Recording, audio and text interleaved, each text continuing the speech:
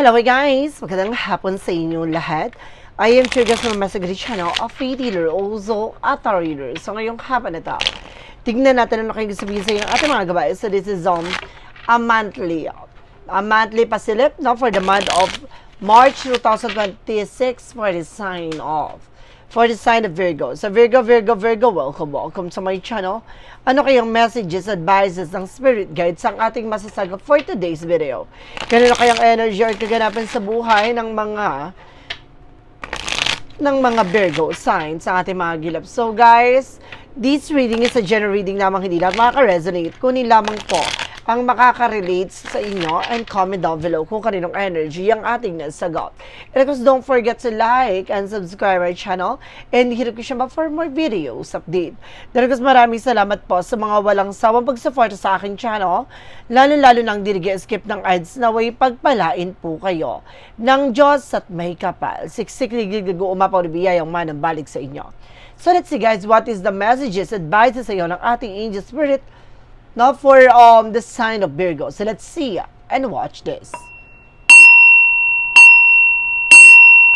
Angel Spirit, let's give me information po. Ano kayo sabihin sa inyo ng ating mga baraha? Okay, so there's something guys with the Knight of Swords. So there's something anxiety, sleepless nights. So mayroong mga bagay dito na maaaring nagbibigay ng stress and of course depression. So ngayong buwan na to, na maaaring nakakaranas ka ng anxieties or maaaring makaranas ka ng anxiety, sleepless nights, worries, kailangan gamayan mo, at protection mo yung sarili mo. So iwasan mo mag-isip ng negative, So let's see what is additional messages. And of course, there's something guys with the Six of Pentacles. But definitely guys, maaaring magtutuloy-tuloy na about sa finances. With the other side, with the Knight of Pentacles, Knight of Swords, there's something guys na nagkakaroon ka sleepless that because of hard working. Maaaring lagi kang puyat o maaaring yung trabaho mo, maaaring magpalit ng oras, so maaaring, kumbaga sinasabi dito na kailangan mo na sa patapahinga, maaaring nahihirapan ka sa pagtulog. O ngayong buwan na to, baka maaaring mahirapan ka matulog. So kaya kailangan maging balanse ka lang sa lahat ng bagay na gagawin mo. I feel something, do some exercise. And I could do something guys with a 10 of Wands, something burden. May mga bagay na maaaring nagpapabigat sa situations mo. May mga bagay na parang feeling mo, pasan mo ang daigdig or pasan mo ang mundo. Because there's a death card with an ending and in your beginning, may mga bagay na matatapos na may mga bagay na maaaring mawakasan na. The death card something in transformation. Maaaring may mga bagay talaga na maaaring mag-end na. With a 10 of Wands na parang matatapos na yung mga responsibilities and obligations. With the other side naman, na meron ditong parang may mga pinagdaanan kaya ka nagkakaroon na sleepless at dahil merong yumao sa inyo na mahal mo sa buhay na hanggang ngayon hindi ka pa makaget over, marigdaan ka from burden situations. And of course, pinapakita sa akin dito with the 10 of Wands, mayroong mga bagay din na maaaring nagpapabigat sa sitwasyon kasi hindi ka pa nakaka-recover or nakaka-move on. You need to move on. Nagkakaroon ka na sleepless night kasi pumapasok sa isipan mo during midnight, kung ano na pumapasok sa panaginip mo sa isipan mo, gawa ng hindi mo lubos matanggap, napapanaginipan mo siya o maaaring napapanaginipan mo siya dahil meron siyang gustong ipahayag sa'yo. With the Five of Pentacles, some of you guys, maaaring talaga makaranas ka ng financial loss o financial crisis. So mag-ingat ka sa mga kagastusan ngayong buwan na to, with the Star card, pero makaka-recover ka naman daw. The Star card, something, a wish fulfillment, bagay na maaaring matupad na, makantan mo na, may mga bagay na unti-unti mo talagang matutupad. What is the Knight of Swords? The represent guys with the Six of Pentacles. So, ibig sabihin talaga nagkakaroon ka ng sleepless anxieties.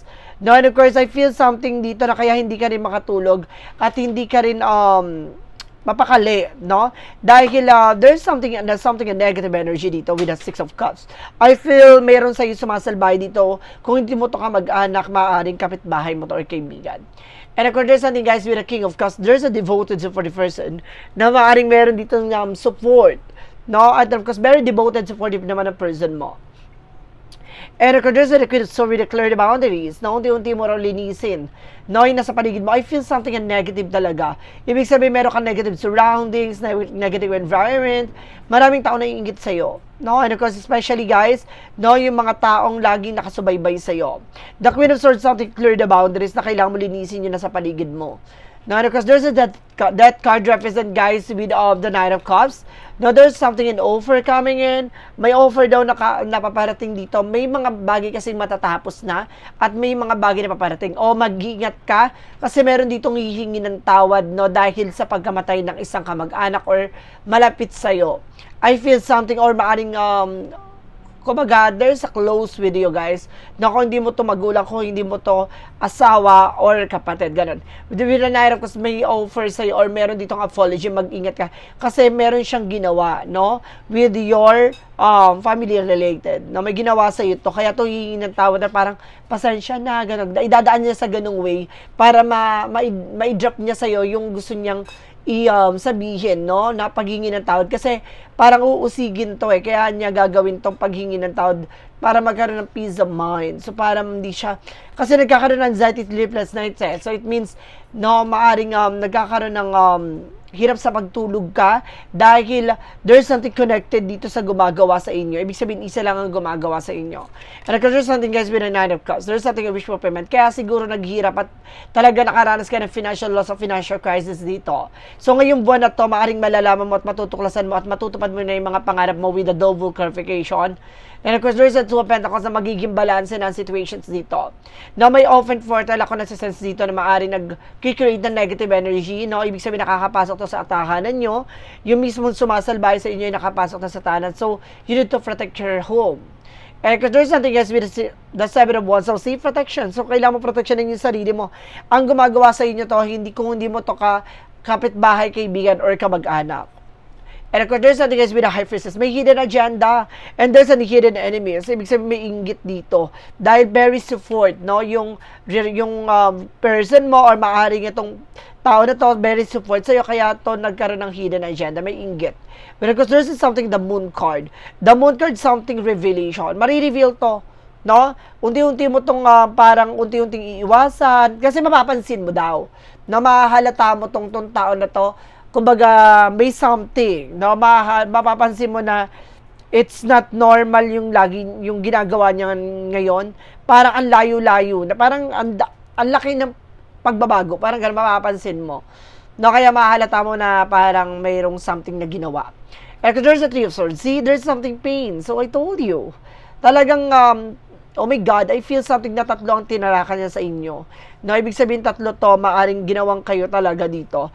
No, kung hindi nagkaroon ng heart attack yung person mo o yung family related mo na yumao o mayroon dito talaga na unti-unti kayo. May balak with a death card dito.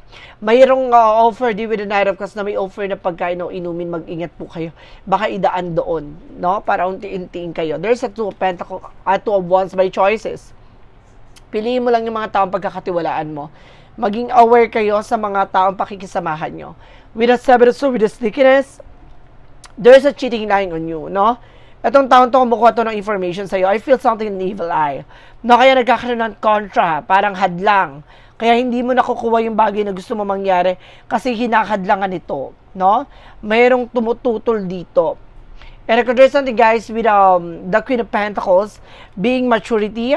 No, parang itong bagay na to, kumbaga, mas maging maingat ka at protectionan mo ano man yung bagay na meron ka, mas maging maingat ka this time. There's something guys with oh my God, the Eight of Swords. Sabi ka na nga ba, ang pinaka-hidden agenda dito, ang gumagawa sa'yo ay nasa paligid nyo lamang. Oh my God! There's an Eight of Swords for a lot of toxic and negative. Ibig sabihin, there's a group of people, hindi lang isa, hindi lang dalawa, kundi multiple. With a High Priestess, guys, with a hidden agenda. Or there's a mystery, secrets, no? Sikretong may inggit, sikretong may gawa ng hindi maganda. But of course, there's something confusion. May marireveal dito at marami kang bagay na malalaman at matutuklasan mo to. Dahil ito pala yung nagpapagulo sa situations nyo. And of course, there's a justice card. Oh, there's a karma, don't worry, no? May karma dito. There's something bounce back. What goes around comes around. Don't you worry. And of course, there's something guys with the ease of One. So there's something guys with a new project and new ideas. And of course, there's something a new opportunity coming in sa inyo. So, ibig sabihin may bagong trabaho, negosyo, papasok dito. Piliin mo lang yung taong pagkakatiwala. Especially, meron kang bansa na papupuntahan dito. Maaring may bala ka mga ibang bansa. There's a possible na makaalis ka, pero mag-ingat ka lang. No, dahil, meron ako dito na sense na maaring mabudol ka o maloko ka ng agency. No, ngayong buwan na to, kumaga, iwasan nyo makipag-deal, no, with an agency or something company. And according sa ating guys, yung tower moment for major changes. Malaking pagbabago ang magaganap sa buhay nyo dito. No, there's something major changes. So, isa sa bagay na to, yung pagkasira na sitwasyon nyo, matutuklasan nyo na kung sino yung sumusubayba at kumukuha ng information with the Seven of Swords. The Seven of Swords, something lying, cheating on you. No, nagsisinungaling to behind your back, nagsusubaybay to, kumukuha ng information, hindi nyo namamalayan itong tao na to ang lason sa eksena nyo. So, guys, let's see. Additional messages na tayo about sa finances and career, love life at kalusugan. Let's watch this.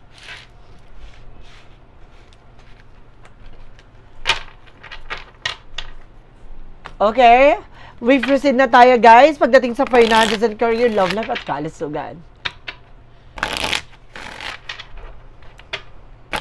Okay, so pagdating sa finances and career, there's something guys with a page of pentacles, invest wisely. So mas maging mautak, na mas maging matalino sa lahat ng bagay na papasukin mo. So I feel something na parang meron ditong new opportunities na maaaring ma-manifest mo. And if there's something the word, sabi ko na nga ba may international travel ka talaga, na maaaring mag-succeed ka dito, pinapakita dito na mas maging maingat ka lang. Na mayroong maaaring magtagumpay ka, maging maingat ka lang sa investment or bagay na ilalaban mo. There's something guys with the Kingman. No, there's something no more stuck, no more delays. So, pinapakita with the Kingman na maaaring magkakaroon na ng improvement and development sa situations mo regarding sa finances mo. And of course, there's something guys with an Empress card for revert. This is something renewal. No, maaaring magkaroon ka ng renewal pagdating sa work, sa business.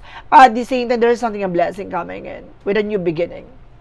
There's something guys with a sign of, so sabi ko na nga ba, there's a sabotage eh. No, sinasabotahin niya kayo. There's something backstab. So, kung may bala ka mga ibang bansa umalis, huwag ka nagkukwento ha. Kahit sino pa man yan, huwag ka nagkukwento hanggat sa makaalis ka.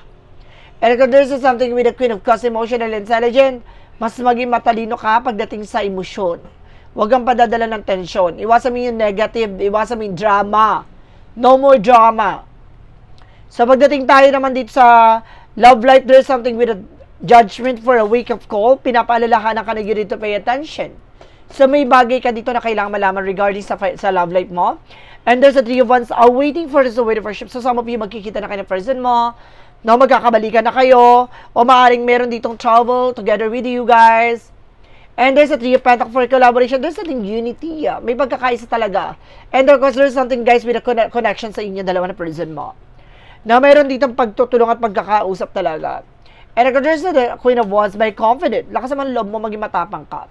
Alisin mo yung alinlangan na takot dito. Kailangan mas maging kumpiyansa ka sa gagawin mo. And of course, there's something with the Eight of Pentacles. Mag-focus ka, no? Sa kung naman yung bagay na nagpapasaya sa'yo, even sa love life, mag-focus ka. No, alisin mo yung alinlangan na takot na yan. Kasi yung bagay magpapakulong sa isang sitwasyon, no, para hindi mo magawa yung isang bagay. And of course, there's a page of something and get more information. No, kung ikaw ay single at papasok sa relationship, get more information or getting to know each other. So, ganyan yun. Kailangan tuklasin mo, unawain mo, alamin mo. No, hindi ka papasok sa isang relasyon na parang susubo na lang isang bagay. Diba? Kailangan matututo kang kilatisin. No, alamin mo kung ano yung perspective niya sa buhay, kung magkakaroon ka ng connections or talagang growth and expansion sa inyo, gano'n. So, pagdating naman tayo sa kalusugan, there's something yung Knight of Wands. Unti-unti, hinay-hinay, no? Huwag masyadong pabugso-bugso, no? Pagdating sa ginagawa para hindi ka gaanong ma-frustrate, mapagod. No, because there's something is with Nine of Pentacles, you have a potential para maging maayos at maging maganda ang buhay mo. Especially sa career mo, kaya no, parang maliles yung stress mo dito. And because there's a King of Swords being wise, no? Ikiyang nga dito, with something a wise judgment, wise decisions. So, kailangan mas maging matalino ka pagdating sa mga desisyon na gagawin mo. And of course, there is something guys with the Eight of Wands, with the fast communication and fast movement. So, magkakaroon ng changes sa development dito. So, there's something guys with unwind.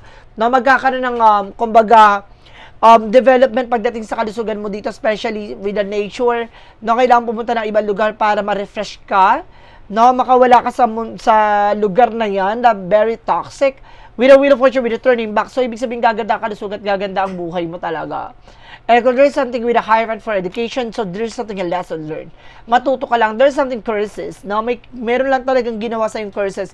Alam mo, dapat na mayaman ka na before. No, pero ngayong buwan na to parang ang pagtuklas.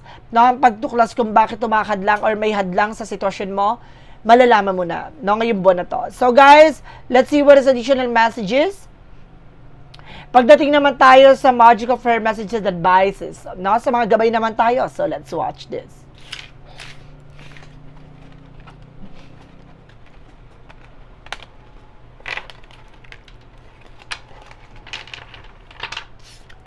Okay, with the magical for messages, advices for you guys. Na-miss nyo yung reading na to, guys? There's something, guys, with a patient, please. So, kailangan makaba ng pasensya mo. Matuto kang kumalma. Huwag kang pala desisyon. Na may mga bagay na matuto kang maging makina. There's a summer, sabi ko na nga, but summer season, it's a gateway. No, para ma-refresh ka. No, ma-disconnect ka from the world. Ganon. What is the yin and yang oracle card?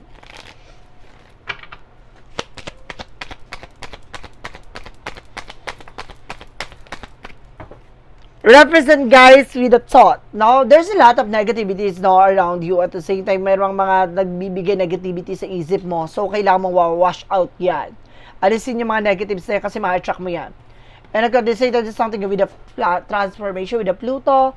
So, with Pluto seasons, guys, no, meron ditong bagay na maaaring magkaroon ng transformation, pagbabago. So, mag-ship out, no? Para may mga bagay na magbabago dito sa sitwasyon at maaaring, kumbaga, hindi mo in-expect na may mga bagay na blessing na paparating. Now, what is the synchronicities? Now, there's a magician with the power of God is something manifestation. Na may mga bagay talaga na maaaring magawa mo, na makuha mo, mangyari. And kung there's something rest, sabi ko na nga ba, kailangan mo rin ng sapat na pahinga. Maaaring nag-over fatigue ka, no? Maaaring nasusobrang ka sa eksena, puyat, pagod. What is the romance agent for Mystic Love Oracle deck? Okay, there's a player. So, meron daw dito, guys, talagang pinaglalaroan kayo ng person mo o talagang ginagawa kayo ng eksena with your person. And there's a peace na magkakaroon kayo ng kapayapaan. Sabi ko na nga ba nakita mo yun parang may person dito na parang, di ba, nag-disconnect siya from the world.